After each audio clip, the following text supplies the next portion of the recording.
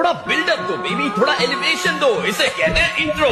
भाई और बहनों, presenting the most interesting and entertaining character. Hello welcome बंधु, WhatsApp, Facebook, Instagram, Jhargram, Medinipur, संबया, सिद्धिमोह, चिरांग, रानी, कुगई, पैरानिम दी।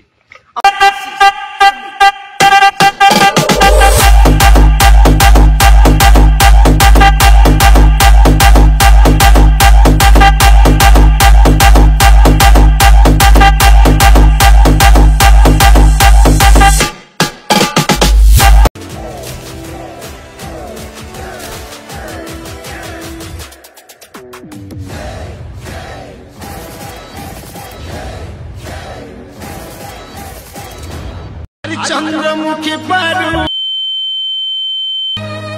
तुई की मोहिनी दिली रे, अरे हाथेर ताले मारली जादू, तुई मन लुटे लिली रे, दिली रे दिले बसे गेली तुई ओतर का